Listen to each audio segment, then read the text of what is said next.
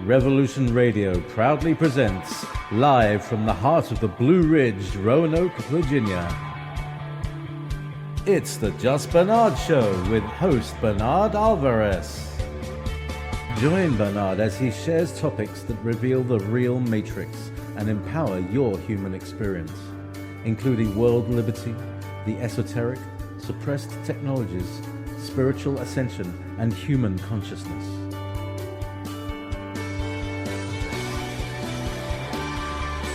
Humanity has awakened, and our time has come to realize our full potential.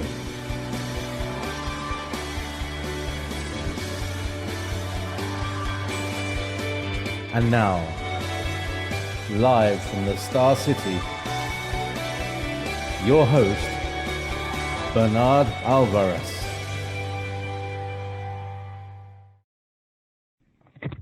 Hello, everyone, and welcome to the Just Bernard Show. This is Bernard Alvarez, and I just want to welcome you to another fascinating topic discussion. Today, we are joined by Piper, Lane, and Carlos Martinez, and we are going to be discussing a very important topic that is on everyone's mind, and that is food sustainability, food integrity, and all of the things that we can do to live alternatively, including the economic syndrome that is happening in our country, and hopefully we'll be discussing some of what is going on with the Monsanto Protection Act. But before we get started, I would like to say hello to our dear friend Trevor Knott, who is joining us from Winnipeg, Manitoba, and we'll be taking your questions live on the chat. Hello, Trevor. How are you today? Hello. Hello. Are you doing good? Yes, I am. I'm doing good. Very good. I've been very excited about today's show. How are things in Canada these days? What's on the news there? Spring has crashed while Mother Nature was trying to install it. Oh, really? Again? Yeah. That's not a good thing. No. Unbelievable.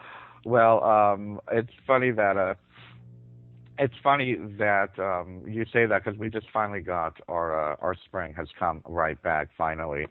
Hello. But yes. Anyway, let's go ahead and get started. We have a lot to talk about, and we got two really great guests joining us. So without further ado, let me tell you a little bit about our good friend Piper Lane. She is born and raised here, actually, in the Appalachian Mountains, and was lucky enough to experience multi-generational as well as a troubled childhood like we all have. She is on the path of recovery and on a wonderful journey of healing. This led to a lot of passion on taking better care of herself, an interest in art, nature, spiritual growth, and community in and outside of the home. Piper is currently living an alternative economic lifestyle, taking care of herself, painting homes, selling art, teaching yoga, and she is growing much of her family's food. Piper was featured, I believe it was about a year or so, as a featured story here in our Roanoke Times newspaper for the homesteading lifestyle that she's leading. So without further ado, let me welcome Piper Lane to the Just Bernard Show. Hello, Piper. How are you today? Hi, Bernard. I'm well. How are you? I'm great. It's so good to hear your voice here live on the radio. Yes, exciting. So people know a little bit, I have to admit that Piper and I are very good friends here in Roanoke, and I adore her and look to her as a great example on creating a small farm in your home. So thank you for agreeing to come on the show and sharing your knowledge and your wisdom with us today. It's an honor. Thank you. So, Piper, why don't we start? We talked. I mentioned a little bit in the beginning of the show when we were introducing you. A little bit about your background, how you grew up, and how you were fortunate enough. One of the things that I was sharing with Piper before today's show was that someone like myself who's from the city. I mean, we didn't know how to plant a tomato. Much less, and she's been fortunate enough to be able to have her hands in the ground for a bit of your life already. Do you want to tell us a little bit about how you grew up and what brought you to this place of homesteading and living alternatively? Yes, happy to. But first, though, I'll just say that my fingernails are full of dirt been out planting this morning, so it's perfect timing. For me, it's really natural. It's not something I was growing food, being in the dirt, so to speak, was something that I was raised with. My father and my grandmother and my great-grandmother, we always had a huge garden. As a matter of fact, we had 3 giant gardens. So as a chore every day in the summer, I was to weed the green beans, which I hated doing at the time. But, and there was always big canning activities in the fall and in the summer, canning tomatoes and that sort of thing. So it's just something that's in me. But, and my mother, I was raised as a co-op baby when I was around my mother. And my mother and father were divorced. But so I guess you could call it an organic life, or just a very simple life with nothing new. It's just part of who I am. So I'm really fortunate that way. If that answers your question, I think I got a little off track. Maybe it's because I grew up in a concrete jungle that I really appreciate what you're saying, because it's not anything that I was used to being a part of, being able to get my hands in dirt and whatnot. So thank you for that, actually. Thank you for sharing a little bit of that. Let me also now bring on our other guest, Carlos Martinez. Carlos is currently working with Food Integrity now. He's on their team. They've been doing some really great work. Carlos has been a news junkie since being a young child and became a photojournalist at his local paper in Southeast Texas by the age of 15. Wow. His career included many expose stories, international news, and a burgeoning commercial career that came to a halt during a life-altering accident. A personal awakening connected to healing with real, nourishing food led to becoming active in the food movement, climate movement, truth movement, and the Occupy movement. Geez, all the things that we're pretty much involved in. Becoming part of the real food movement, and Food Integrity now continues his work of disseminating the news and developing a greater understanding. Thank you for joining us today, Carlos. Welcome to the show. Thank you so much, Bernard. I've been a huge fan of everything that you do, and I would say it's been following some of the information that you've been putting out over the years has inspired many people to take this on, and I would say that I've definitely come across your work along the way, and it's inspired me to continue doing it, to find that there's power in numbers from all of us that really want to see through to the truth. Absolutely. Well, thank you for that, and I'm glad that we are continuing and inspiring people. Now you're becoming, and you have been very active. Tell us a little bit. And it's funny. I just want to point out here, and it seems to be a common thread that so many of us in the, in the healing the planet and healing society genre, for lack of a better term, seem to have a common theme of we've had some type of crisis that kind of led to an awakening to want to do what we do, including myself, Piper, and Carlos. It says that you had a career in journalism before you had an accident, and that kind of inspired you as well. Can you tell us a little bit about where you came from, and as we talk about this, what led you into doing what you do and becoming a part of the Food Integrity Now team?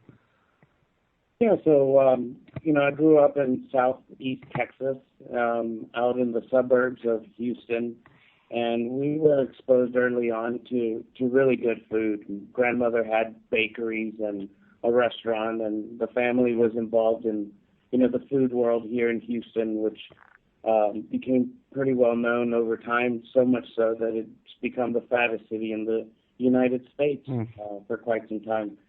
I spent a lot of my life being intrigued by newspapers and information and just developing knowledge. And when you start reading a lot and you like reading newspapers, that was one way that you kept up with what was happening. And we were fortunate to have multiple daily newspapers in Houston. and had that access. So that was a big inspiration for me, being into the news world, or having an interest in it from early on. And that just continued to grow into different types of information and led to journalism, which, being a seeker of the truth from early on, is not always beneficial whenever you're trying to protect corporate interest, and especially advertisers of your own newspaper. That led to a couple expose stories that were eventually silenced, and led to my having to expose them through leaving. And it took me on into commercials. I went more and started to do more commercial work, started to follow it further into California, and was in Southern California when I had an accident on a bicycle along the beach, got hit by a vehicle. That changed my lifestyle, went to a sedentary lifestyle, started to pack up the weight, the pounds, and started to have a lot of pain from the injury, inflammation, and came across being in Southern California with all this beautiful food, people that were really starting to do some significant work with healing with food. And I was desperate to pick up any kind of natural homeopathic way that was getting me away from the pharmaceuticals that were really starting to torment my life. I was starting to have a lot of difficulty with the side effects of the pharmaceutical world, and I came across a lot of knowledge, a lot of information on, from the Facebooks and the Googles and the news searches, along with coming across a lot of documentaries. I would say that everything from, Netflix to here, people have an incredible access to information, so they'll find the time to be able to indulge in it. And whenever you have a desperate need comes out, this desire to want to heal. And I was lucky enough to put a lot of these dots together and started to really do some significant healing. And I think that's what really impassioned me to take what was investigative journalism to this food movement and start to share this, because I felt that this was something that was absolutely being oppressed. I was not exposed to it. I was unaware of it, and it needed to get out. Oh yeah, absolutely. And when you're talking about, I guess the healthy food movement compared to, I guess, the mainstream food that's all out there, and I guess this is also for Piper. When did you, Carlos? When did you start realizing that there was really something terribly wrong with the American food system? And what was like your first aha moment? I think there was like 2 or 3 little aha moments that kind of just went boom, boom, boom, and that it just was like everyone kept getting bigger, and it just all came through. I was one of those people who thought that drinking Powerade and Gatorade was a healthy drink. I was just in that whole Tex-Mex food and barbecue scene in Texas. So California, when I was drinking Gatorade and they're like, no, well, this is causing you trouble. That was one aspect where I just was like, okay, stop with that. But the next thing that really did it for me probably was watching I'd seen a couple of documentaries, and I had come across the Weston A. Price people and seen Farmageddon and Food Inc. and all that. But when I saw Nourishing Our Children, that's made by Sandrine Love, and the out of part of the Weston A. Price, they put this like 2-hour slideshow presentation together, and they lay it out for you, the traditional food versus what we're being kind of done with the industrial system. And I have a young child, 7-year-old child, and when I realized that it was me that was poisoning him or hurting him or not giving him optimal nourishment because I was unaware of facts, it really, just went, whoa. And weirdly enough, like 2 days later after I saw this Nourishing Our Children documentary slideshow, we experienced the Rossum raids in Southern California and Venice, which was Jane Stewart, Victoria Block, and Sharon Palmer, and of the farm and the Weston A. Price and the co-op, and all three of them were arrested and raided in these gun-drawn, raids by the FDA on these people trying to find the optimal nourishing food. It really was just like, whoa, hold on, what's happening? And that was instantly down at federal court, and I would say that seeing what was happening there made me pick up a protest sign before Occupy, before this, and that was really where I just started to connect the dots that there were people trying to oppress that real food knowledge. Yeah, absolutely, and that is a very fascinating story. I believe it's is that the Rossum raid? Is that the one that's being showcased in Farmageddon? Yes, it actually is. Yeah, okay. Yeah, I just saw that a few weeks ago. That really enraged me and re-inspired me to keep doing these shows these last 2 weeks to talk about food and nutrition. We had a second raid after that. The raid that I'm talking about that I experienced was the one that happened right after that. Oh, geez. Wow. And that was a really even more devastating. The amount of food that they threw away, the stuff that they did. I mean, it really will. If that enraged you, the first one, this second one will throw you over the edge. And I think it did for me. It really activated me and made me really want to share this with everybody that would possibly want to learn it. Yeah, absolutely. With you coming from Houston, me coming from Miami, Piper, were you lucky enough to stay away from all that ugly, nasty, high fructose food, or did you two fall for it? I mean, I know here, quite honestly, the reality of it is Appalachia, at least in the cities, is known for Mountain Dew. So I don't know if you were a Mountain Dew drinker and, Pop Rocks and whatever, Chick-fil-A's and whatnot. So how was it for you? Were you lucky enough to be a part of that, or did you also fall for it and eventually had a waking up moment? I did have a waking up moment. I was, like I said before, I was a co-op baby. So when I was with my mother, she fed me very whole foods. The problem was I wasn't with her very much. I was raised with my father and my stepmother, and she fed us SpaghettiOs and, crap like that. And I hated it. I didn't like SpaghettiOs. However, I was fed a mixture of both. So I knew the difference between whole food and, real food and processed food products. Right. Things that pass off of food. However, you become addicted. I was bulimic for several years during my, really intense alcoholism. So, I'm by no means pure in an impure world. I still, can't entirely avoid processed food. Hardly any of us can, but I had no really extreme experience like Carlos did with any ratings or anything like that. External. Internal, though, it was always food has always been a big battle for me internally. So fighting. I do still fight today.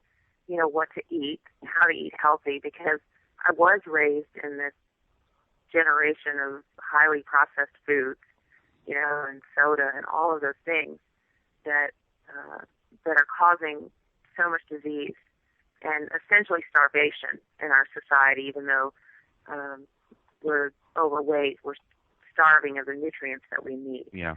And what I've come to understand is that it's all a matter of convenience.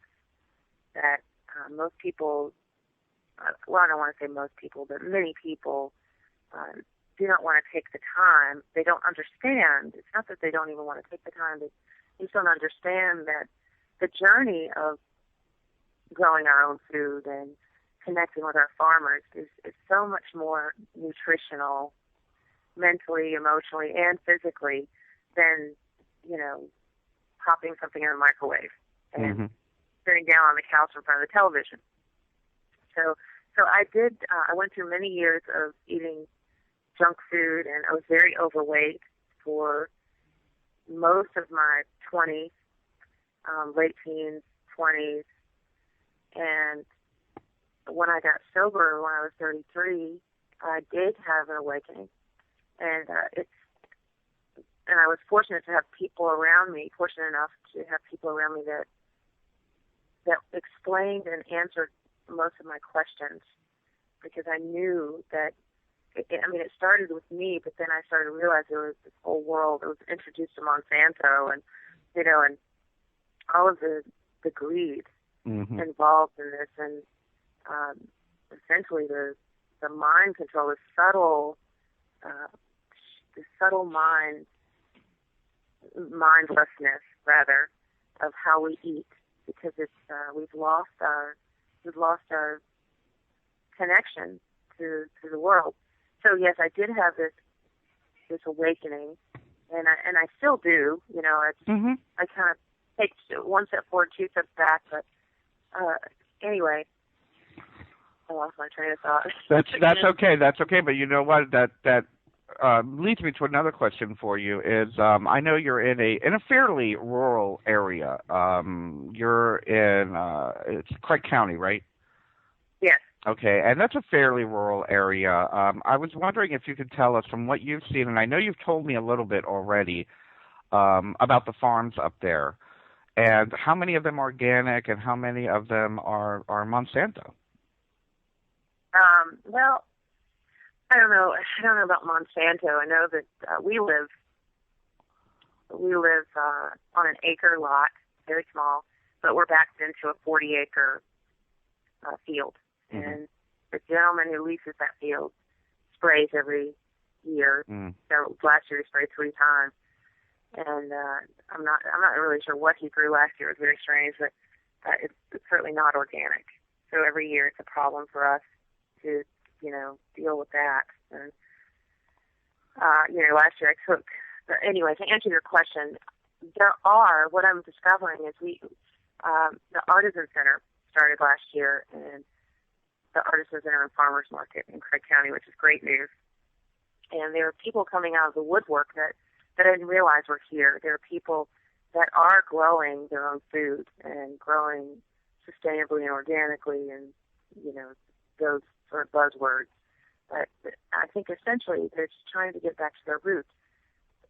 And I think what drives that is the economics, partially, and that I think everyone has this deep underlying feeling that something's not right, and that something, but it changes, it has to change with us. So I'm seeing a lot of people buying eggs from, local people. There are lots of people who raise chickens around here, and there are lots more goats around here, I've noticed. And I'm not really sure what's going on with that. I don't know if they're taking them to slaughterhouses or what, but, there are people that are milking their own cows here. However, I'd say predominantly there's more conventional farming than not. There's a lot of cows being raised for beef, but at the same time there are some grass-fed beef farms here as well. The people that live here, the grocery store is it's a local family-owned grocery store, which I love the people that own it. They're really wonderful people. But the options that we have in the grocery store are minimal.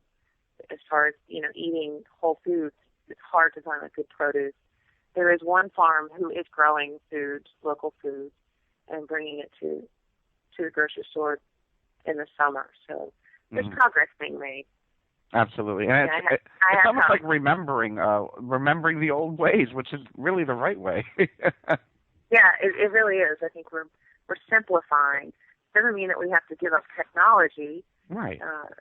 But in that simplification of our lives, it allows more room for a richer life, a healthier life. Absolutely. Thank you. Carlos, are you in Southern California now? I am back in Texas right now. Oh, you're back in Texas. Tell us a little bit about what is the experience like there as far as trying to get organic, or really, the word organic is kind of bought now anyway, but let's say wholesome, nutritious foods. Is it kind of spotted like what Piper says, or is it difficult, or? Well, the weird part about this experience was that having been in Houston originally and then having left and coming back to this area, I would say that there's been a lot of changes that have been made, and we are seeing a lot of progress. It's a big city, and it's still benefiting from a lot of the growth that's happening from Austin. Everything's very accessible, I think, for a city of this magnitude. So you are seeing it, but you have to seek it out, and you have to know what you're looking for. And that's where, I think the sharing of the knowledge and information is very crucial for people that are learning, because it's very easy to stumble into the wrong conventional food is everywhere. Yeah. But the real good organic food is very accessible. And by that, I mean that, grandma has backyard chickens, and that's where, you can get access to those backyard eggs, and that's as local as it gets. So anywhere that you're at, the one thing I learned about being in California was that you just have to seek out soul food. And by soul food, it's S-O-L, as in the sun. Mm-hmm. And you want the sun to make your food, and you want it to be sustainable, organic, and local. And you can do that with your own, window garden, with your herbs, or your own little small, planter or raised bed. Take the front yard, take the backyard, take wherever you can, and simply drop trees. If you can't do it now, drop trees that will give you fruit in the next 3 to 5. Have that kind of vision to see. Welcome back, everybody, to the Just Bernard Show. We are speaking with Carlos Martinez of Food Integrity Now and Piper Lane of We Farm Arts. Before the break, we were talking about solutions. And, Piper and I were talking about, and actually Carlos was just mentioning window boxes and the simple ways of doing it. Piper, can you tell us, and I'd like to kind of pick up where we left off our conversation. Piper had recommended for me to put a planter and maybe grow some basil or some cucumbers or something like that. And like Carlos was just mentioning, having a planter style gardens. So Piper, can you tell us, first of all, what is a planter style garden? And what is a really simple thing that people can do? Well, container gardening is really simple. It requires, I think, personally, a little more work. The plants have to be watered more, obviously, because it's in a very contained area, so the soil dries out faster. Oh, okay. Than in the ground. And so, but if you grow something on your patio, it's not that difficult to water. Keep an eye on your herbs or vegetables, whatever it is that you're growing. So I'm not that experienced with container gardening but I have lived in the city off and on, and have had a few container gardens, but I certainly couldn't write a book on it. But it's really quite easy. I'm going to bring you some herbs. Okay, We'll do a little video like we talked about. Yes, Piper and I are doing a project together on this. Absolutely. Yeah. But I think, by the way, Carlos, I love that term soul foods. I hadn't heard that. That's really clever and just beautiful. I love that. But I think anything that you grow yourself reduces the strain, the oil consumption, anything. It reduces transportation costs. It's just helpful in every way. In every way. There's nothing bad about growing your own, even, just a few herbs in your windowsill. Mm-hmm. Helps, especially if you cook a lot. So it's a simple thing to do. It's rewarding. It's Carlos mentioned having children. I do too. And one of our kids, he loves to get out there and plant things. It's very educational. It's a wonderful family thing. It's inexpensive. Just so many benefits to growing your own food in containers, or in a front yard or backyard garden. Now, Carlos, you were talking about front yard or backyard gardens. Are you lucky enough to have one right now? Yes, we've actually been doing some of our spring seeding and getting that set up. Got a plum tree yesterday, so we're going to be putting in I'll probably let it be in the container in the pot for a little while, but so I can get the right dirt to put down in it. But it's gonna absolutely go down, and we'll start adding, more trees and that as it goes along. But I came into the information early on, I think, because we actually were exposed to having rabbits and chickens and having barbecued those on a regular basis. And we're exposed to those things. I think just the industrial food system caught up with us and made things convenient at a certain point. And, here it's like you've been talking about all along. It's re-remembering our traditional ways, the ways that we've done it for thousands of years to get to where we're at today. And we've only been on the industrial food system, about 100 so years. And so it's not going to, if we're really conscious of it, we can pull the veil back rather quickly if we all just plant the seed. Absolutely, absolutely. Now, tell us, Piper, you also have, you grow a lot of your own food. Yes. Tell us a little bit about your garden. Give us a verbal tour of what you got going on. Okay, well, it's I'm looking at it right now from the window. It's just sort of we put up bamboo. There's a big bamboo patch down the road, and we went and cut a bunch of bamboo and put that up around. I guess it's probably about 50 by 50 feet. But the main garden, we have little gardens here and there. But right now, one half of it is covered in winter rye as a cover crop for the winter because the soil needs to be covered.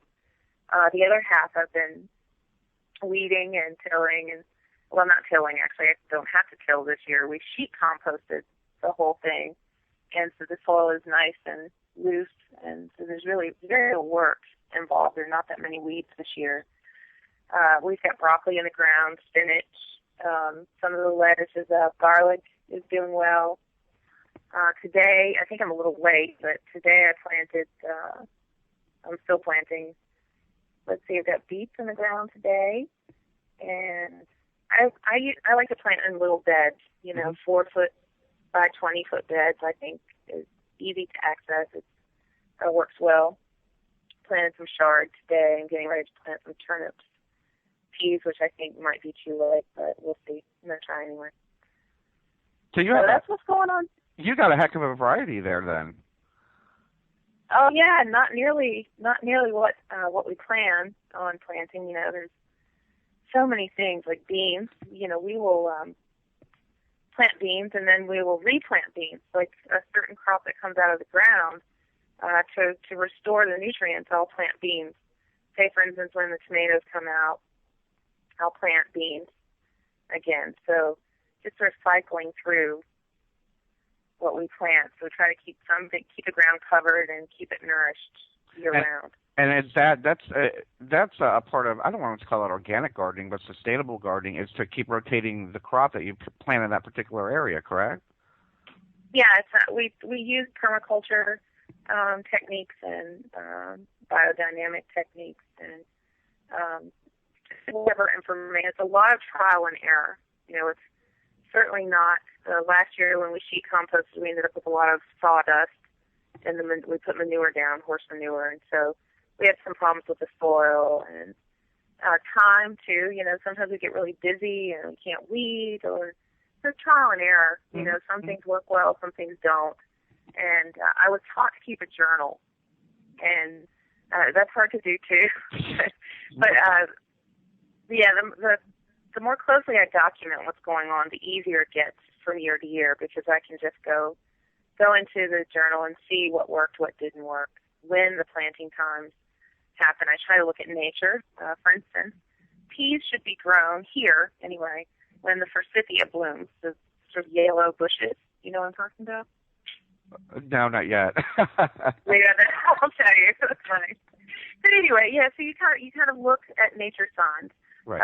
So when the forsythia is blooming, it's time to plant peas. So that's just the way. It's very simple. Talk about realigning with nature again. And you also, do you still have your chickens? We do. We started with 6.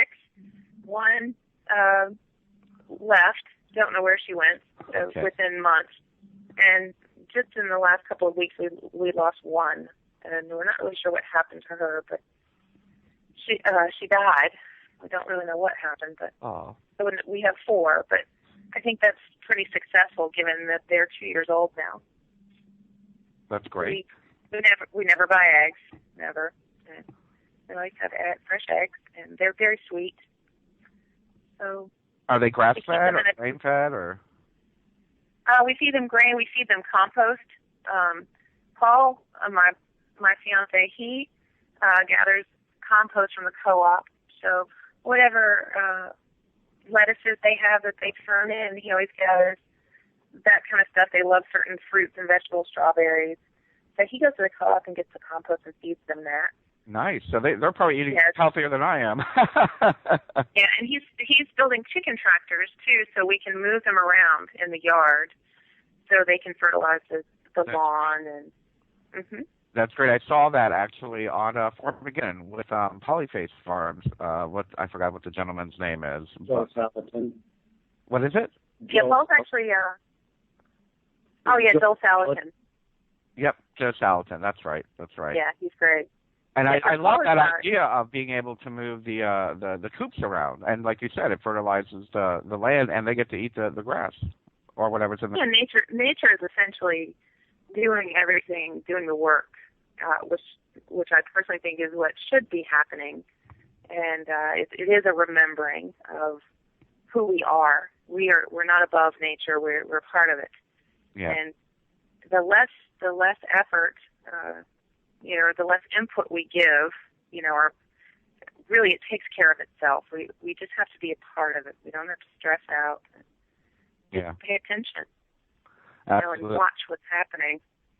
Now, Carlos, tell us a little bit about your plans for your garden this year. How are things going? And take us on a little tour. Well, ours is a really small. I'm still part of in a small neighborhood home, and I think that'll be developing over the next multiple years as you start to look at different properties. And I'm still been where I've been raised. When the reason why this brings me into the climate movement is I've been raised in the suburbs of Houston where the chemical plant industry is, and right in the where the tar sands is going to head right into Manchester City and all that area. Is just a rock's throws away. And so one of those things that you start to realize whenever you see all this happening is that, everything that you try to do it within knowing the space and parameters that you're in. Mm-hmm. So one of the most important things for us has just been to start to put down trees, have trees that'll give fruit, put down as much little lettuces, basils, herbs. One of the best things about healing is healing with teas and healing with herbs. And when you can pull an herb that'll help you with the stomach ache on this one, or this will do this, and the chamomile or these types of herbs, those are really easy to grow in just about anywhere in the area. And so we've just started seeding a bunch of herbs and peppers and tomatoes.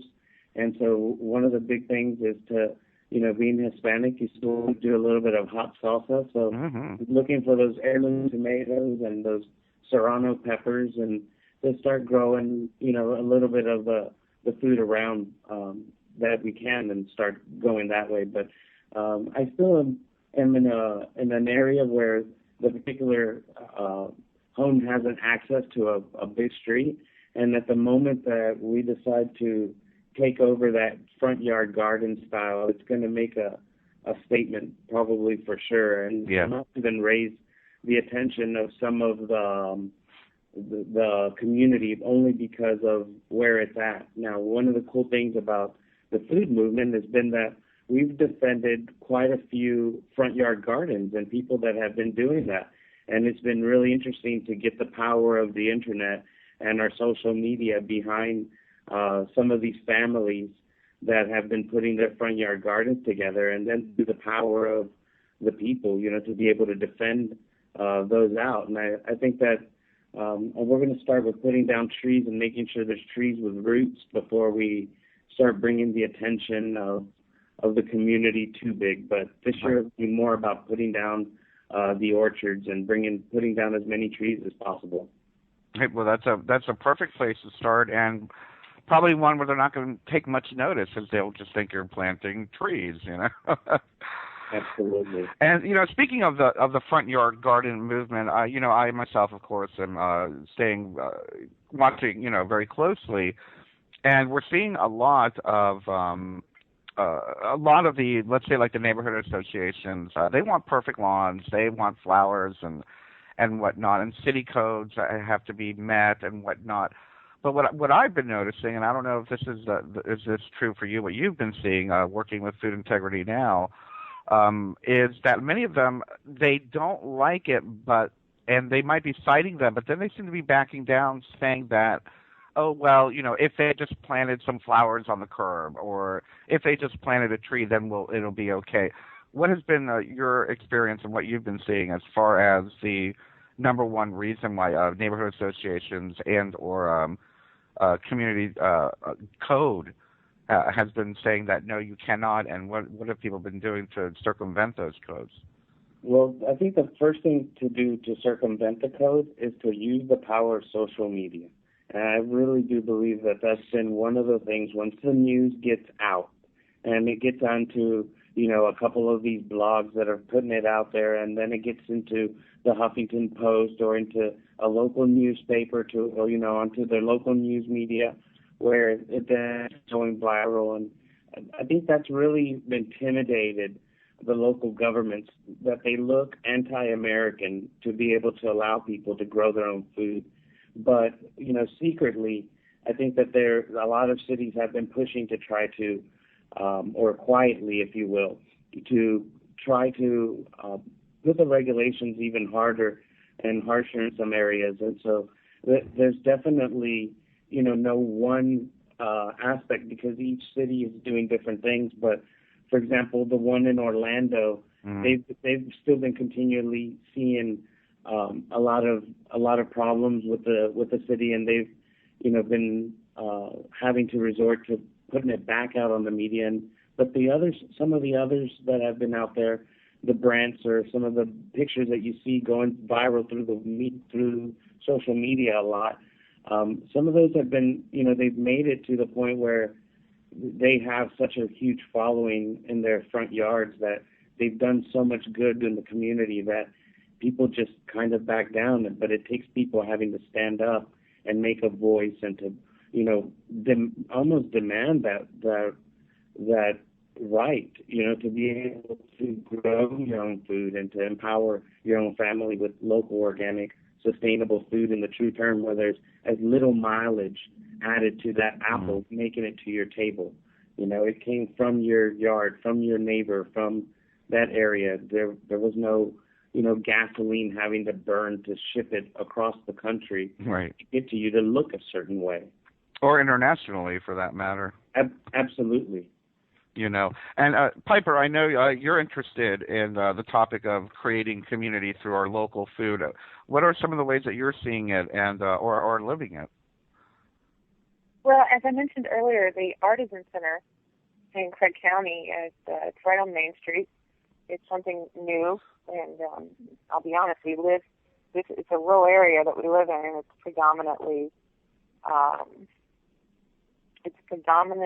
people commute, and they shop at Walmart, and there's a lot of health issues, a lot of obesity, a lot of diabetes in this rural community.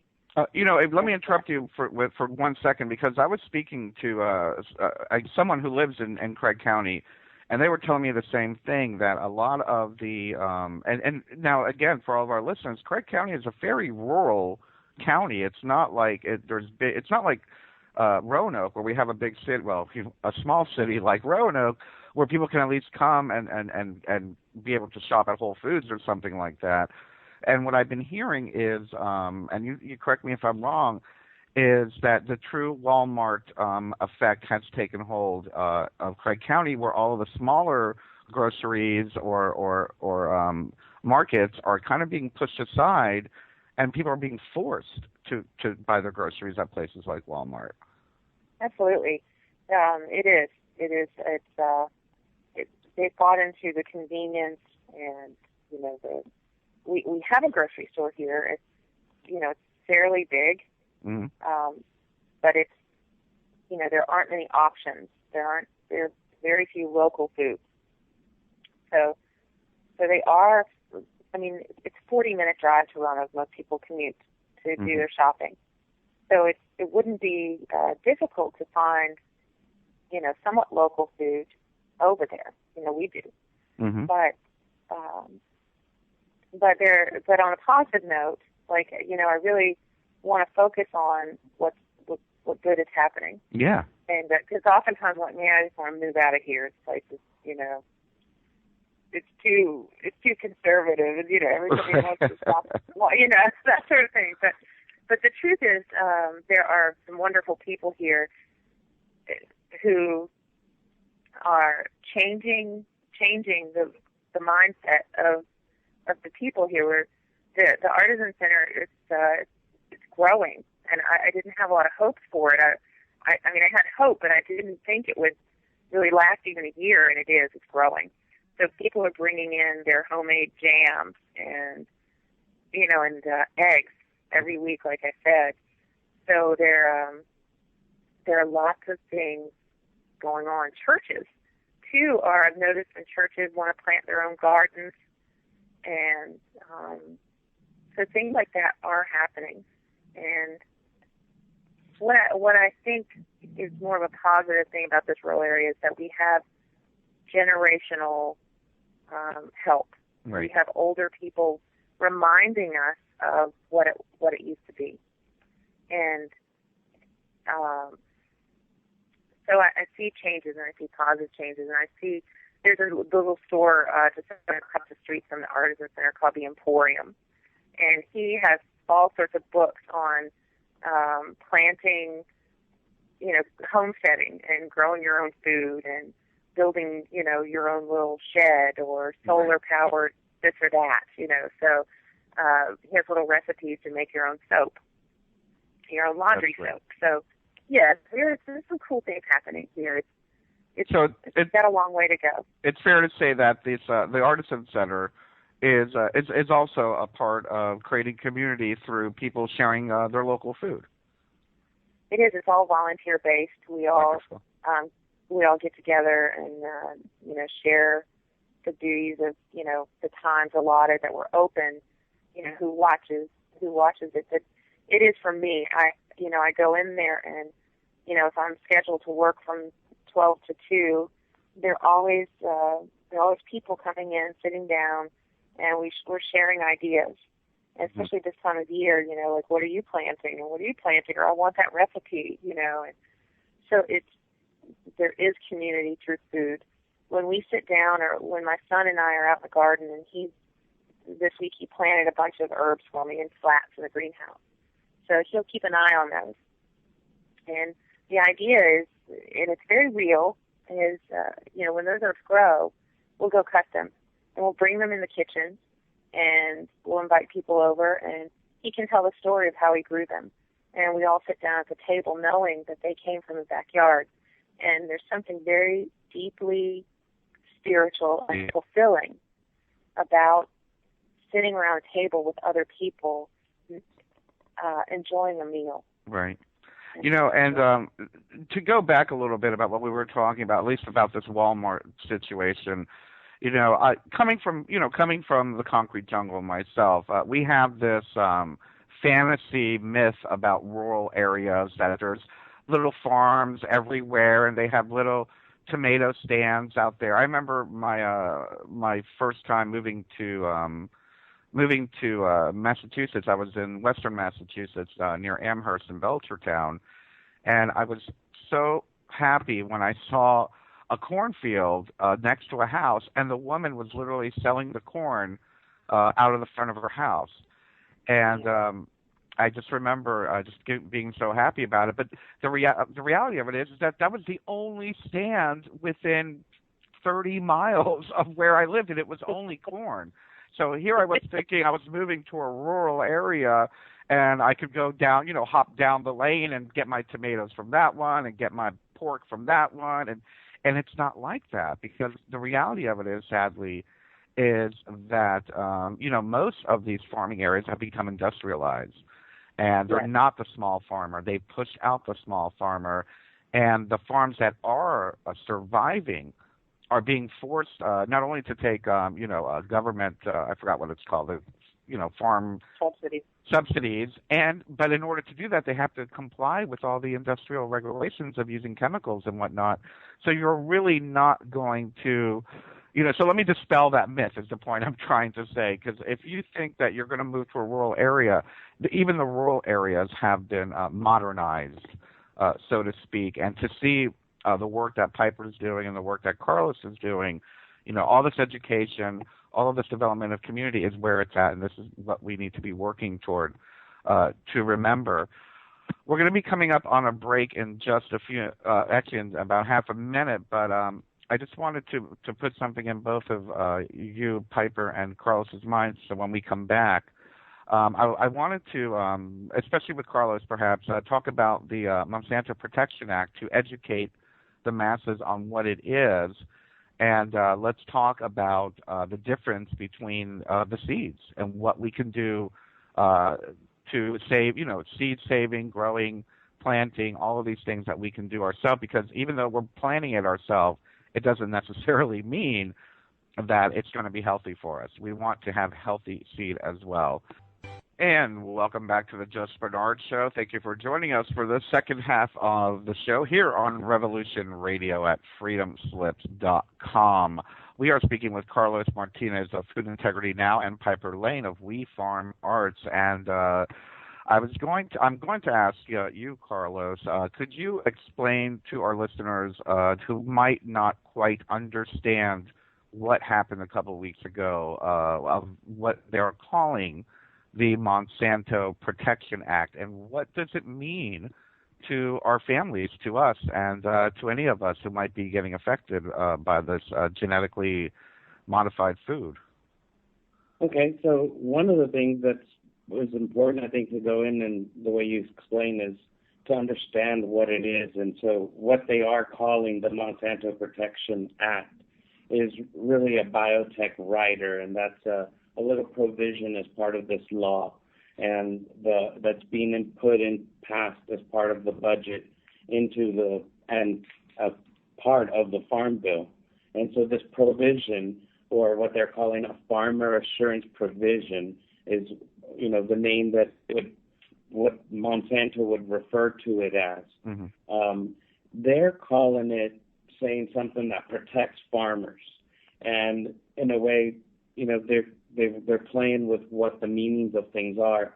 What we're calling the Monsanto Protection Act is that it protects them, and Monsanto's saying it doesn't protect them at all. It protects farmers. The problem is that the farmers here are essentially a human shield to the experiments of Monsanto's genetically modified seeds. And so they are wanting to take these seeds that possibly haven't been okayed yet, that we don't have long-term safety human studies for, that are on top of that being asked by the courts to stop planting them. And what this provision will do is essentially demanding that the Secretary of Agriculture okay these, allow these, and execute the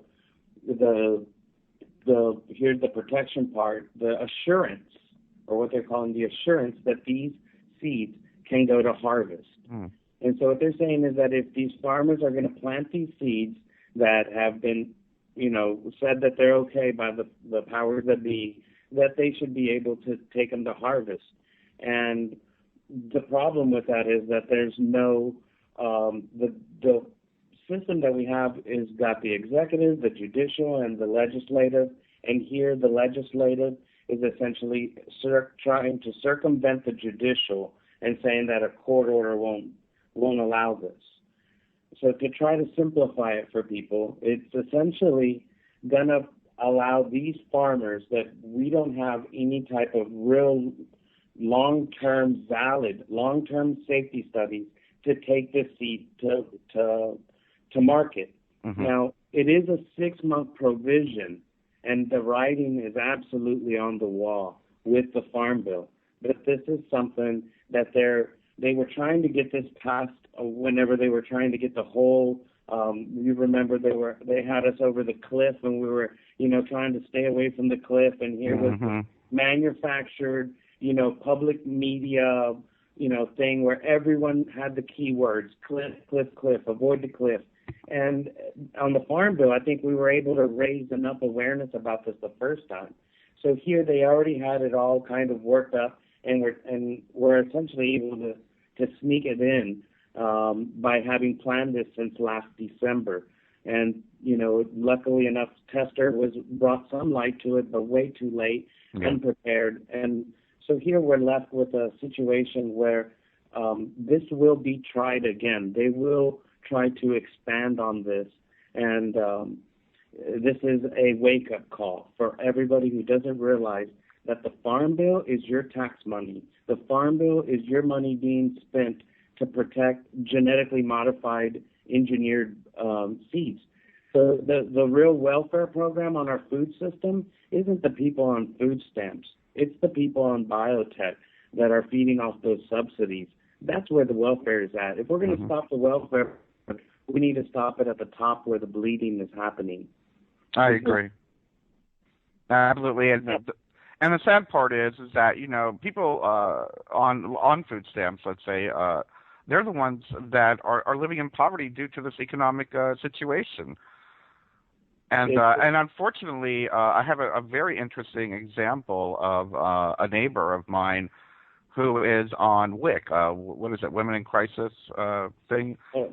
And it's amazing how they regulate what you can buy.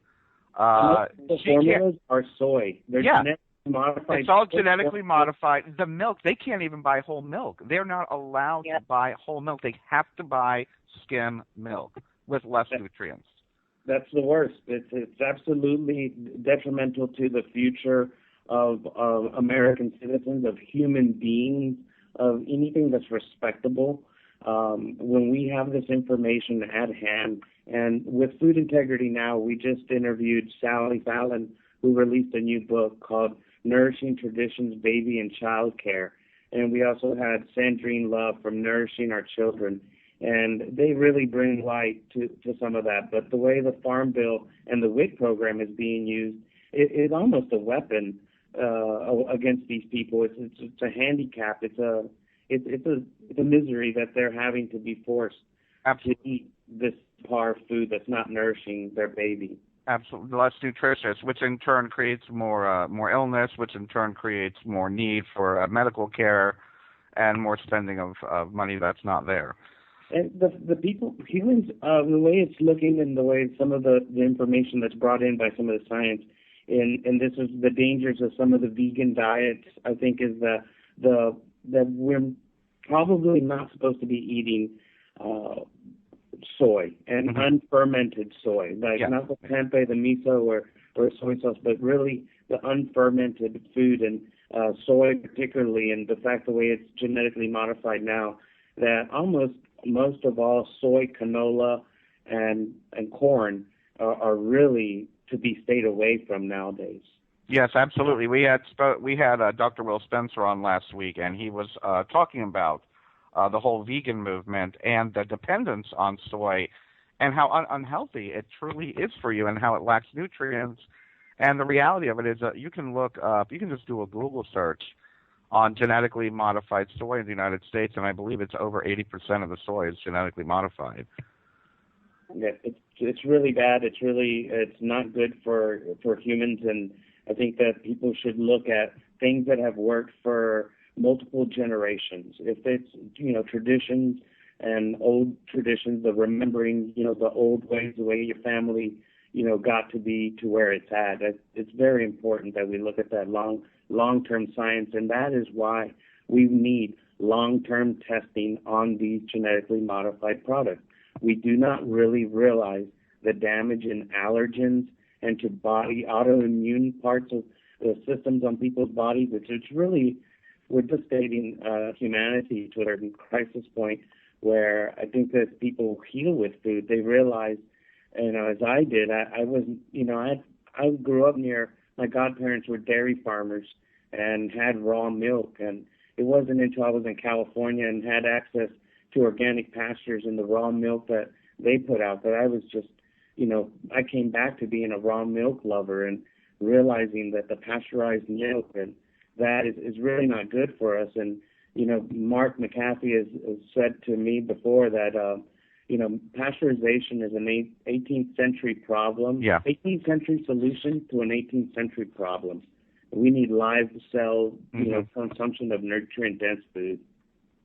Absolutely. And for those of you that have seen Farmageddon or haven't seen it, watch it again. It talks about the need for pasteurization back in the 18th century. And I believe there was con artists trying to sell watered down milk, and people were getting sick off of it, and that's why pasteurization occurred. But it's something to think about. Many of our industrialized policies are outdated and are still being used in order to generate more profit.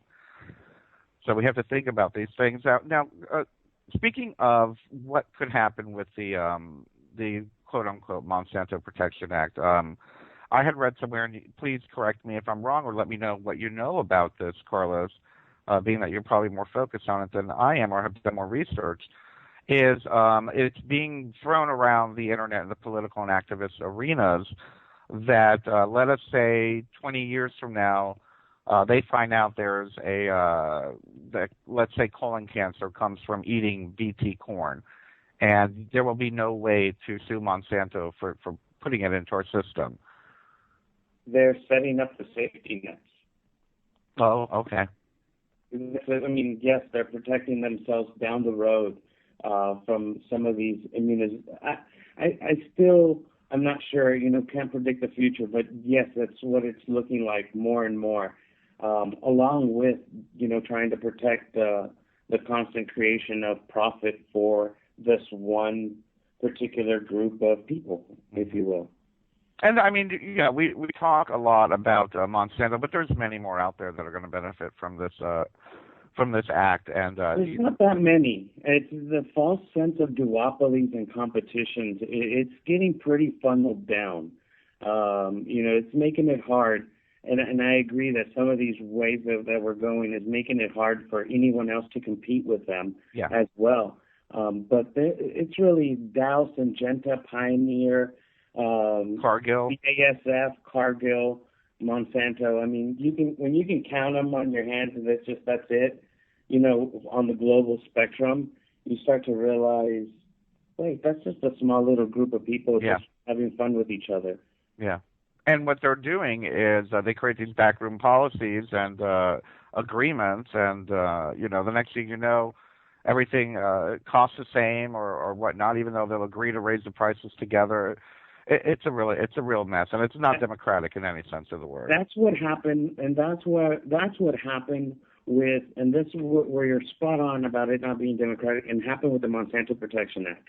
This was a backroom deal done in December. They had it all worked out.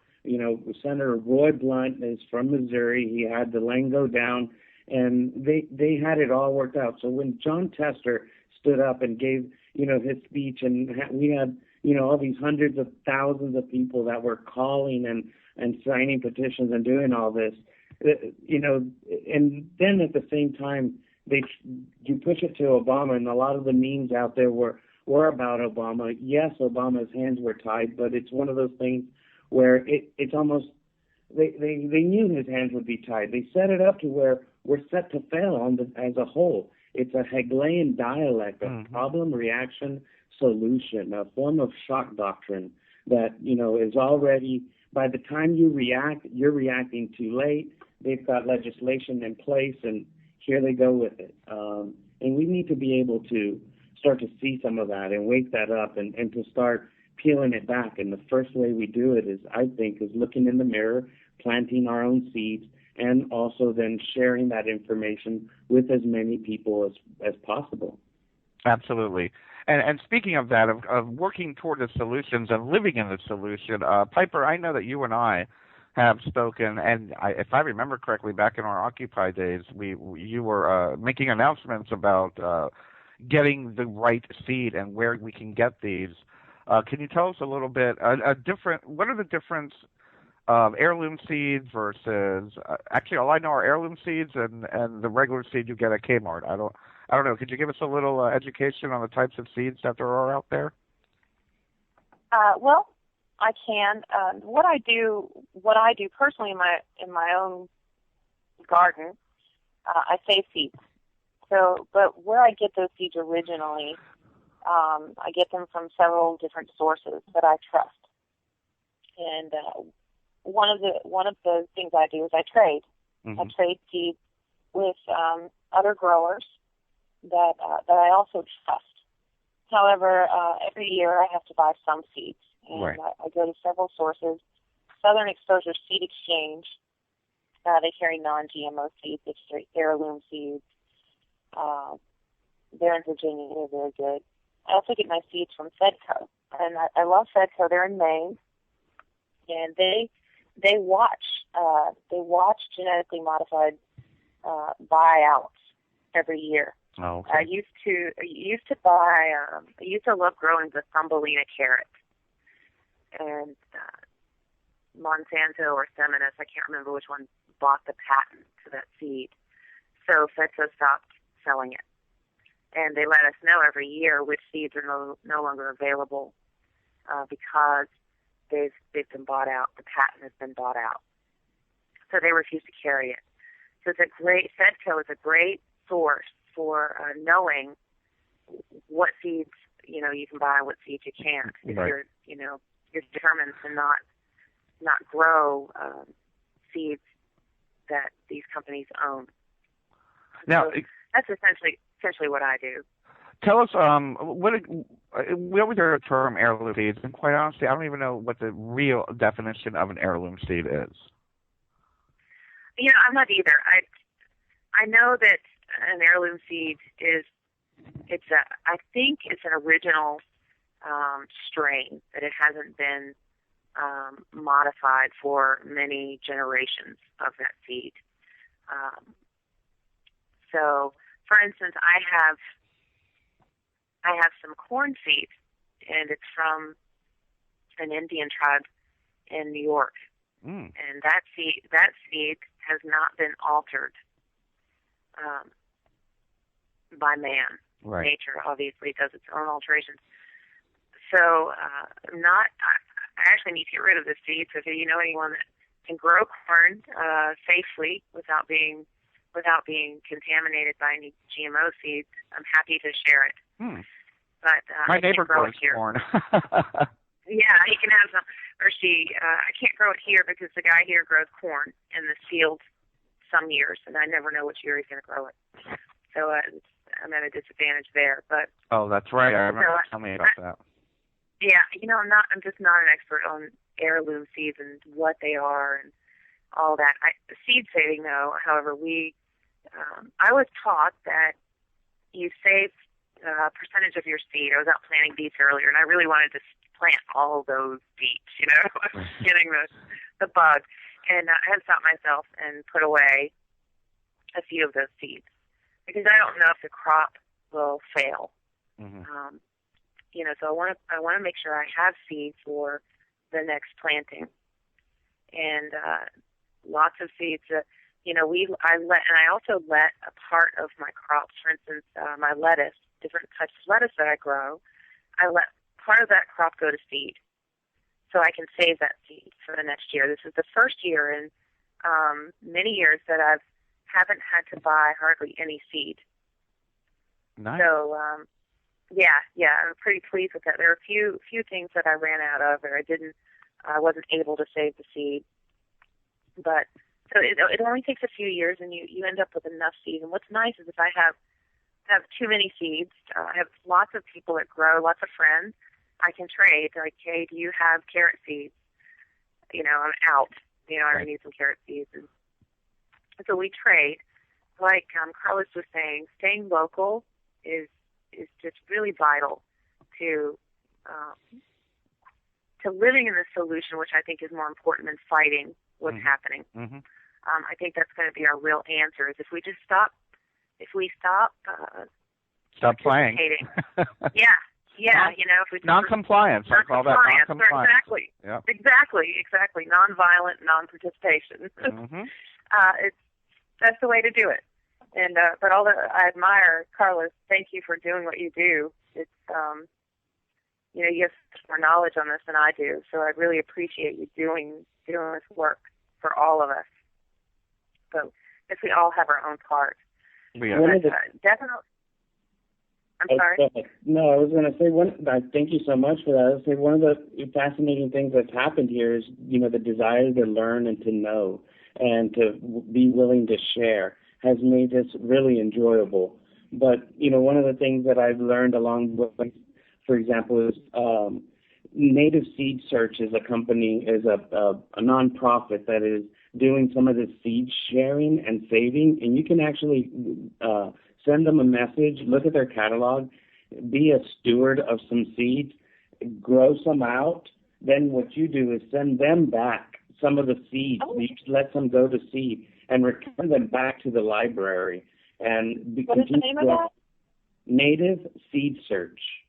Native Seed Search. Is that .com, .org? .org. .org. Bill McDormand is the guy there, and he is a seed guru. One of the really has a vast amount of knowledge and is teaching people. You can go to seed school and learn all about how to do how to save seeds, how to start your own seed business, how to make hybrids or the heirloom seeds.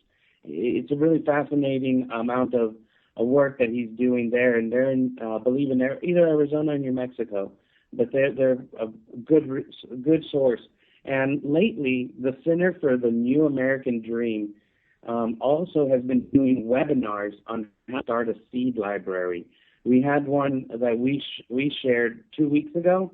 They're going to have another one, I believe, on Thursday, and I'll be happy to share some of that information on to you on the thread that we have started now, and you can share it, out with your people. And another resource that I put already on the thread on the Facebook page for Global Illumination Council is I put the Monsanto free seeds.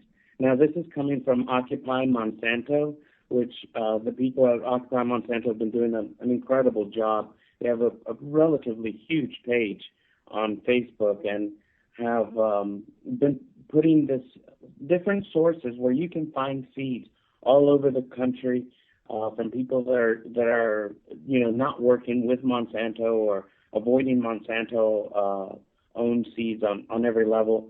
And so there's a huge list of different seed companies and that will also be very beneficial to share. But we've been able to come across, whenever you start getting into this, a lot of tools, and it got really hard as an individual to try to find them.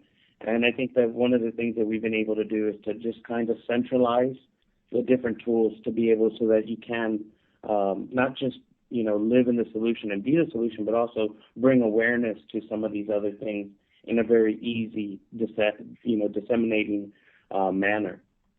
Yeah, absolutely. It's very easy to build community through seeds too, not just our food, but seed sharing events.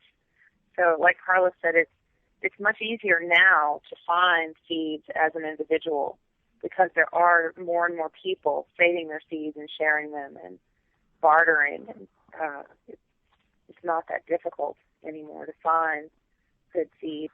I have to. I'm having kind of like, I don't know if you want to call it an aha moment, but it's kind of like a contrast moment. 20 years ago, if you would have told me I'd be having a radio show talking about seeds, I would have said, "What are you, crazy? Why would I talk about seeds?" But the reality of it is that seeds are life. Without seeds, there is no food. And now when we're having companies like Monsanto and whatever the other ones are that are trying to patent this. I mean, they're patenting life. They're patenting.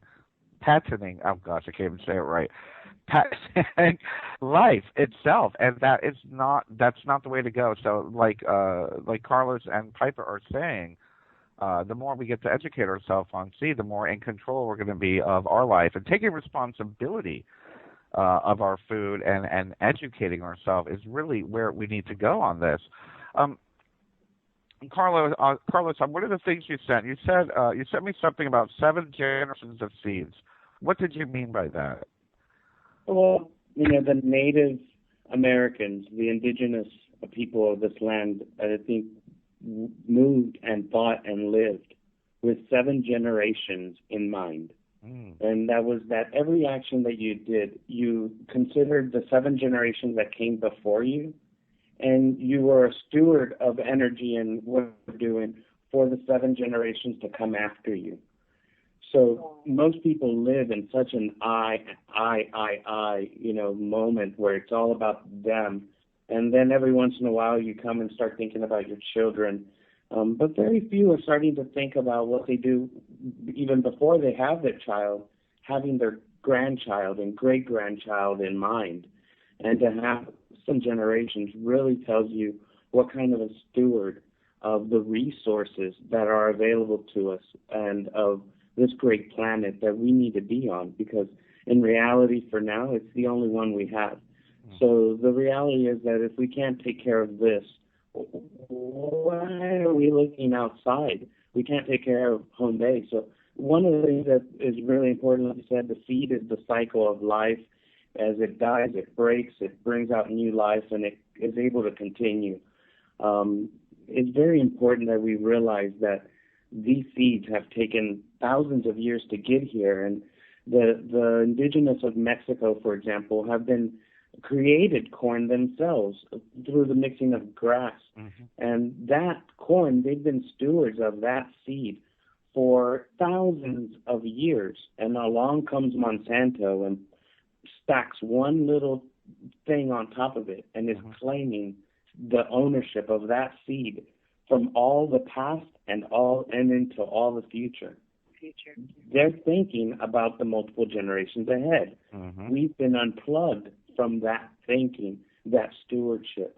So if we really want to be a good steward, we really need to have these seeds and the multiple generations of seeds, and to, like Piper said, save a few seeds for later. We don't know what the future holds. You save some of that life. So we really want to nourish our bodies. Our bodies are the ones that are going to make other seeds, other children, and we need to take care of the food that nourishes our bodies, which are those seeds.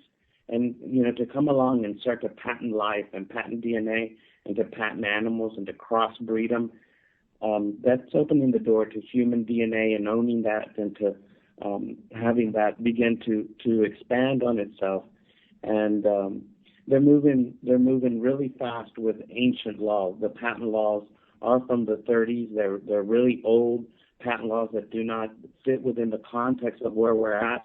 The only dangerous part is to allow the people in control now to rewrite the rules themselves.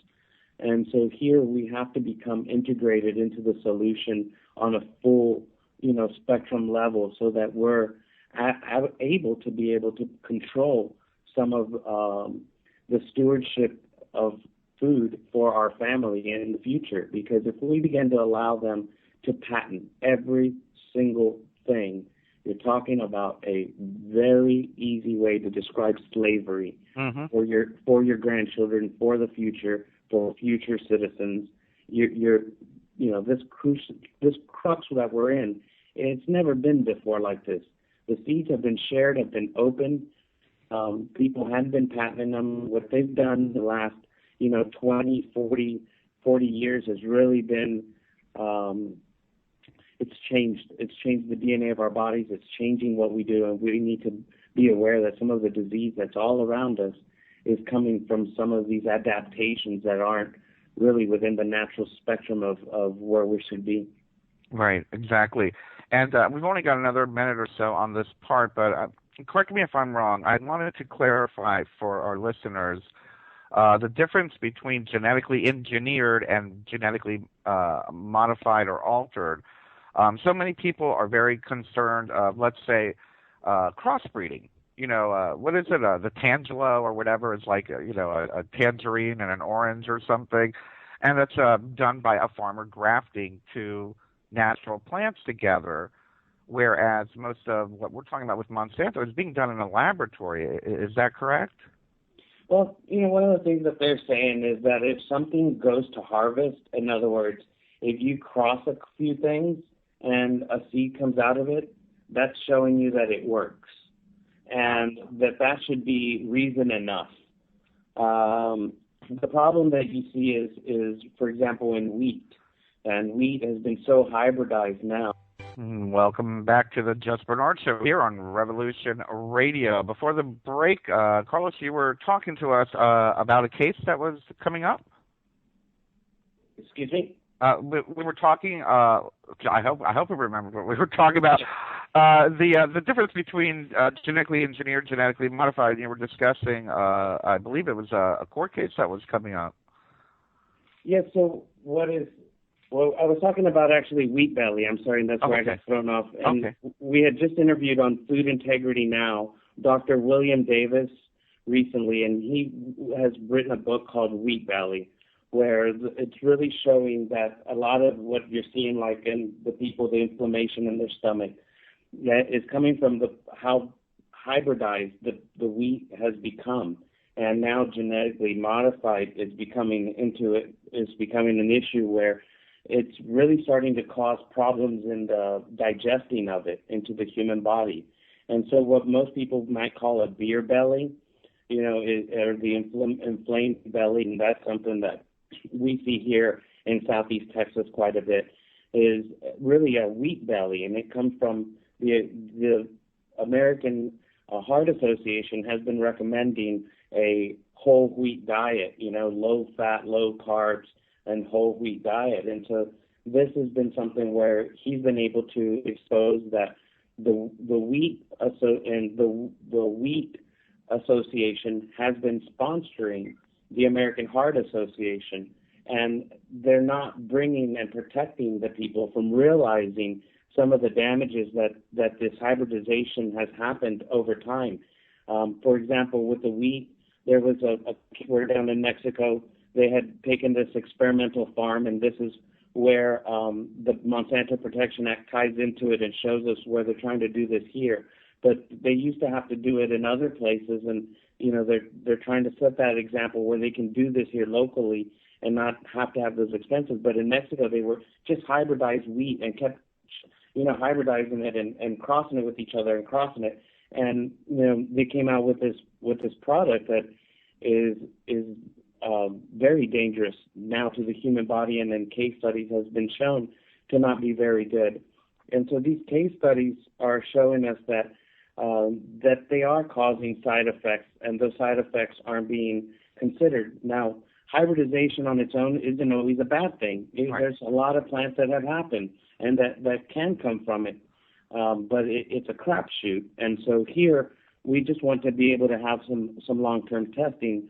But whenever you have genetically engineered and they're putting in the insecticide into the plant, what essentially it's doing is they found the DNA trait that will take within not humans but only animals and have their intestines or their stomachs explode. Yeah. And so this right here is where they put the insecticide not onto the plant but into the plant, and that is then being absorbed into your body and into your blood system. And for those of us that are aware of a little bit about DNA, it eventually does start to become part of you, if you will. And as much as they say there's no side effects to it, we haven't been proven that in long term, and so I'm not one to play Russian roulette with that.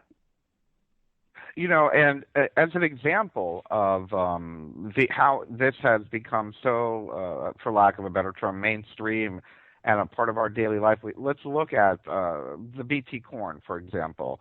We're looking at, if you go to Iowa now, most of it is grown for high fructose corn syrup. It's not even grown for food anymore. Most of this is genetically modified as a BT corn. And they're creating high fructose corn syrup with it. Well, where is high fructose corn syrup? It's in everything. It's in everything. So we have been so inundated, and people are now starting to wise up. I'm noticing even some of the store brands now are starting to say contains no high fructose corn syrup, and that's a plus. I'm very grateful for that. But the reality of it is, it is in your Gatorade, it's in your soda, it's in your juicy juice that you're giving your kids, it's in probably even in the infant formulas now, the high fructose corn syrup. And again, following the food chain, when you see high fructose corn syrup, you have to automatically align it with genetically modified corn, which is probably not very healthy for us down the long run. Is that about right, Carlos? I would agree that and it's not just there; it's and definitely in other parts of it as well. So the more that we can avoid these things that are, not certain, and that they are in absolutely everything. When you drink something, you want to imagine that is like a lemon drink, not an actual corn drink disguised as a lemon drink. And to have truth and integrity in what we are seeing and consuming is very important. And so I think that's where it's really important that, we seek that food integrity now. Now, absolutely, the now is the most important aspect. The fact that our food and the labeling in it doesn't have integrity, isn't integrous, it doesn't tell us the truth about what is in that product, it becomes an issue. And so I would consider whenever people see, corn anything from cornstarch to corn yeast to any of this aspects, that they almost always assume it's genetically modified now. Absolutely. I can interrupt. Not only anything that's labeled corn, but there's so many things that aren't labeled as corn, like dextrose, for instance. You see probably in more products than you see high fructose corn syrup. Oh. Yeah. So there are. I can't remember the website, but there's a list of all the things that are corn, but they're not labeled as corn. So Carlos is right. The food integrity of our labeling is non-existent. If I can stick with that for 1 second, we're trying to get Dr. Richard Blaylock on the show, because he'll tell you that even things like aspartame and these other neurotoxins, that are in our food, then they've been able to keep them at a 0.01 aspect into it, to right underneath the requirement, so that they don't have to put them on the label. But when they're doing that per serving, but whenever something has, example, 10 servings in it or 12 servings, you're really consuming a significant part of that neurotoxin. And that's not in our food. One of the other projects that I've taken on here and have started to really indulge in is nanotechnology, nano foods. And that's another aspect of what's happening with the engineering of our food that is absolutely not being told to us right now. But groups like As You Sow have already outed Dunkin' Donuts for having titanium dioxide and such. Yeah. That is, well, that's going to be the next big issue. I mean, it just seems that this Pandora's box just keeps getting deeper and deeper. As we go down the rabbit hole, so to speak, we seem to be learning more and more about what's being done to our food. And again, it just brings it right back to what Piper talks about, is just not complying. Don't go to Dunkin' Donuts. Don't go to McDonald's. Don't buy these non-labeled foods. As far as the aspartame, I read something recently that I believe it's the FDA wants to start putting it in milk. That is correct. They want to make milk is not being sold or bought by kids as much, and so they feel that by having this sweetener, they'll be able to disguise, if you will, the caloric intake, which is the fat, and be able to make it sweeter so that kids will want to drink milk again. But the problem in there lies with the pasteurization to begin with. Yeah. With the amount of sugars that are in right now in milk, people don't realize that 2 chocolate milks is twice as much sugar as drinking 2 Coca-Colas. You're talking about there's more sugar in chocolate milk than there is in sodas. Yeah. And it's funny because and Piper, you're probably a little bit younger than me. You probably remember when, like, even in school, they would never even serve chocolate milk. You know, it wasn't considered healthy. And now we're seeing, like, these kids' meals, a healthy alternative, give them chocolate milk or strawberry milk. And, I mean, it was never even thought of 20 years ago. Just 20 years ago, you would never have seen chocolate milk being thought of as something healthy. Well, what I've noticed lately is this big movement in the media and labeling for no high fructose corn syrup in products. But what you'll see is sugar. And they'll say, you know, it's old school or something like that. Here's the thing. If it doesn't say cane sugar, it's beet sugar. Beet sugar is genetically modified, and it's horrific for the soil. It's horrific for the body. It's just as bad as high fructose corn syrup. So be aware of, you know, if you're choosing something because it has no high fructose corn syrup in it, and the alternative is sugar, you know, be certain that it's beet sugar. There's really no difference. Really? It's sort of, yeah, it's sort of off the side there. But well, that just made me frown. Here I thought that I was being healthier by drinking Sierra Mist. Now I'm not sure if it's cane sugar. I might have to look into that. Yeah, it's probably beet sugar. But so, you know, they're not going to give up they're not giving it up. You know what I mean? They're going to make the money in some way or another. So high fructose corn syrup now is becoming a no-no in mainstream households. But what most people don't know is that it's being replaced with beet sugar. Right. Carlos probably knows a little bit about that as well. But, you know, I wanted to talk about the milk, go back to the milk subject, because I also read about the aspartame in milk. Yeah. We've been getting raw milk for quite some time, and as a student of Ayurveda, raw milk is a medicine. It's very healing to most body types. And our children have become, you know, in the beginning, I have stepchildren, and they did not like when I moved in. They wanted, you know, vitamin D milk from the, you know, the red plastic jug. Right. And they didn't like it at all. Now I cannot keep the raw milk in the house. It just flies. It's gone. Wow. So it's really a testament to just gradually integrating these whole foods into children's lives and our lives. Very soon, within months, really, the body changes and it knows. The body is very intelligent. It knows what it likes and what it doesn't. So again, I want to come back to that hope that, you know, we still have control. And Carlos is right. The more we share this information and our lifestyles, and we don't really have to do much.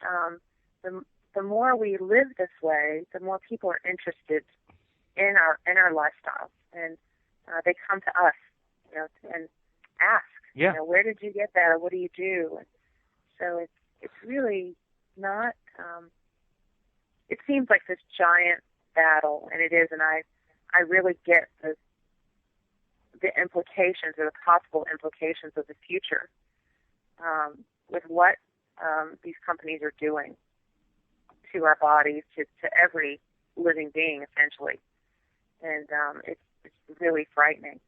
But if I can step in and say something, you know, one of the things that I've learned along the way was I came across the trivium and the quadrivium, which is the 7 liberal arts: grammar, logic, and rhetoric, astronomy, arithmetic, geometry, and music, fallacies, and learning truth. And I learned that fear was just not knowing. Anything that fear was just simply I didn't know or have all the adequate information. And so one of the things that happens is once we become empowered and we take control of our lives, you know, it's only us that picks up that food and sticks it in our mouth.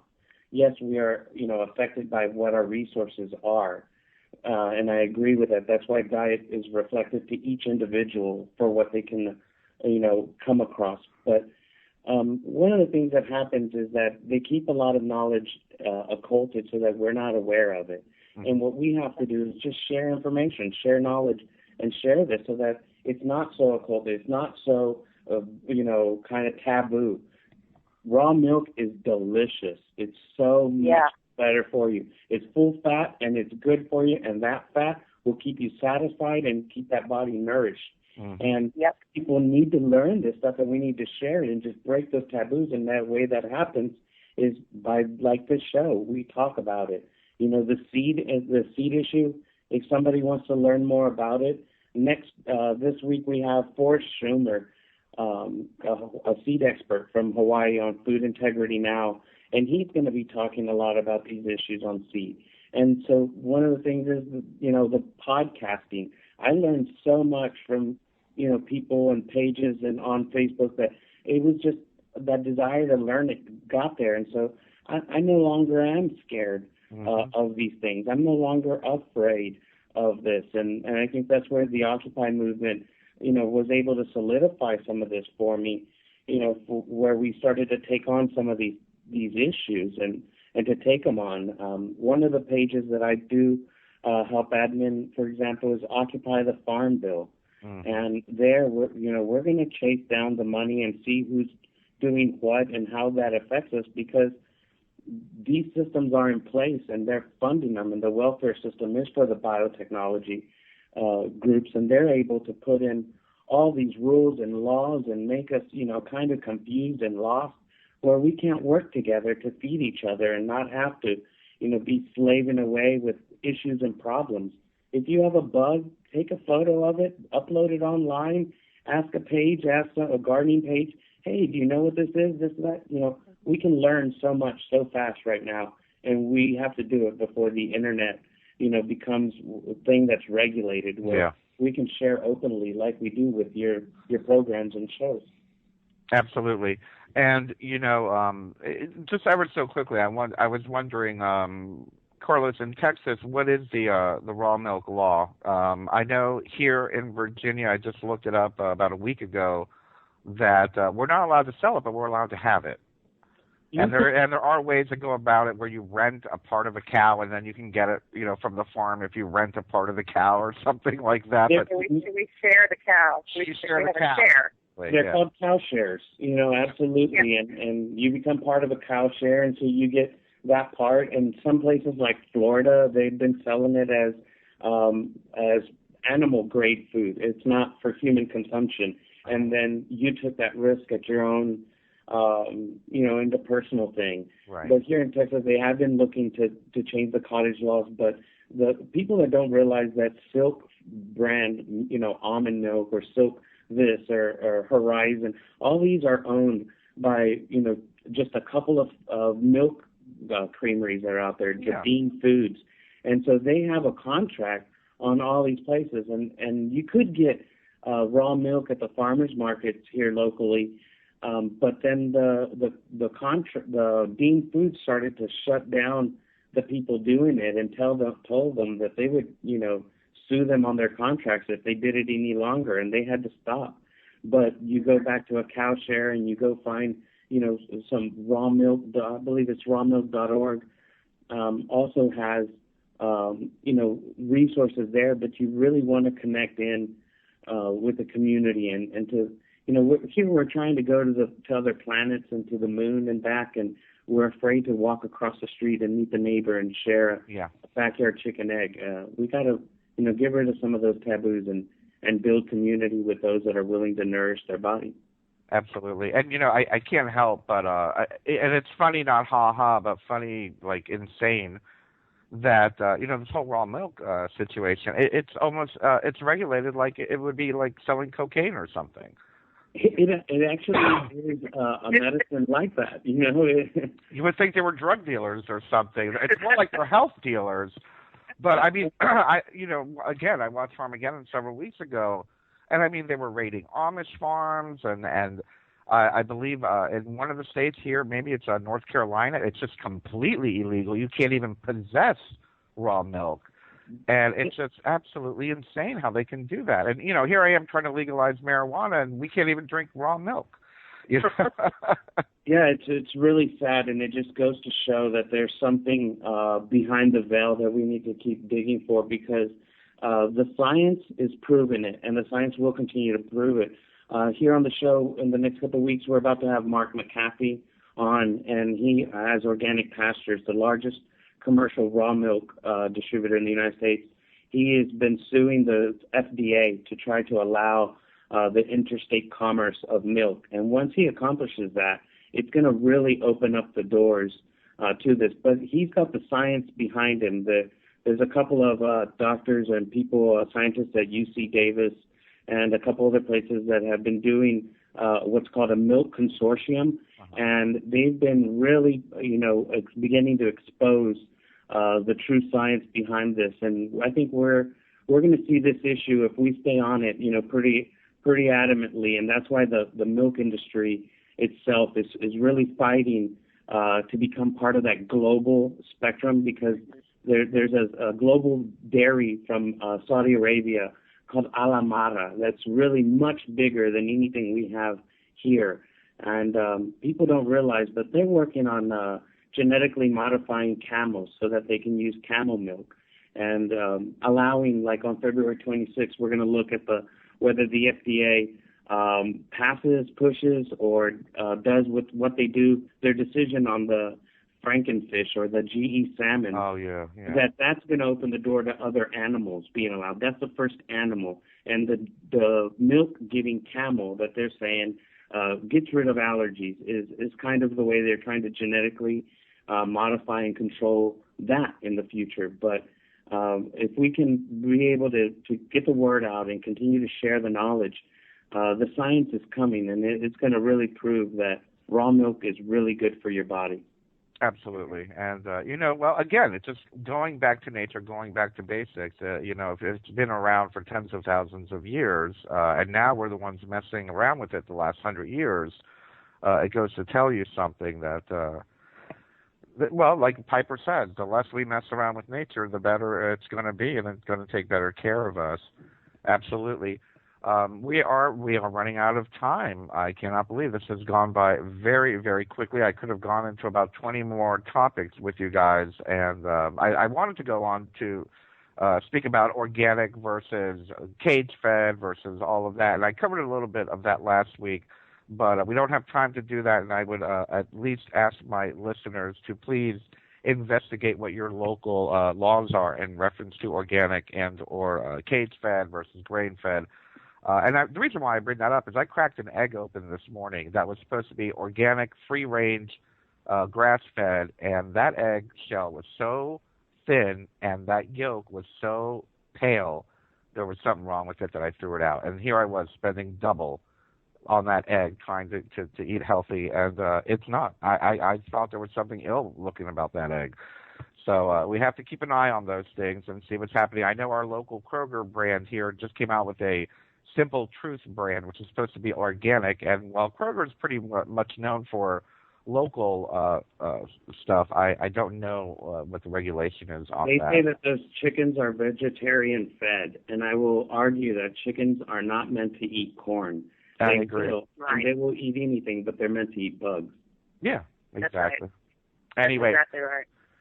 So anyway, please investigate what is organic, what isn't organic, what is natural. Some things are called natural, and they are not natural. They are naturally derived, and there's a big difference. Just like Piper was saying, beet juice versus sugar, or beet sugar is just as bad. Anyway, we're down to the last 2 minutes. I want to give you both an opportunity to share with us. Piper, why don't you tell us a little bit about your new blog that we both helped put out? Okay, well, thank you so much for inviting me and having me on your show. It's just, I love that you're my friend. Thank you. It's a pleasure. It's very helpful to so many people. The blog is, I haven't done much with it. It's a little overwhelming because I'm not an experienced blogger. So, but anyway, it's really about, it will be about the art of living and it's a whole simple life. So not just art as in my paintings, but Paul's chicken tractors, that's really been a process and an art, a form of art for him. His creative juices have been flowing, and so I plan on blogging about that and blogging about the art of nature. And that's wefarmarts.com? Yep, stay tuned. Wonderful, wonderful. And Carlos, you people can find and follow up on your work. We've got a few more seconds at foodintegritynow.org, correct? Correct, and we're also on iTunes, and you can catch the podcast. Subscribe on our iTunes. Wonderful, wonderful. So everybody, Facebook page. There is no denying the world is awakening. We see it in the global uprisings and demonstrations of the people around the planet and the new way of thinking and living that is arising naturally within each one of us and our communities. I have been a major player in this global shift and movement for over 20 years and have helped tens of thousands of people around the world change their lives and find their voice in order to help create the paradigm change we so desperately need. Join me here at Revolution Radio on the Just Bernard Show every Tuesday at noon Eastern Time for 2 hours of powerful interviews and discussion with some of the most influential visionaries of consciousness, alternative media, and suppressed knowledge. We promise to reveal the real matrix and empower your human experience.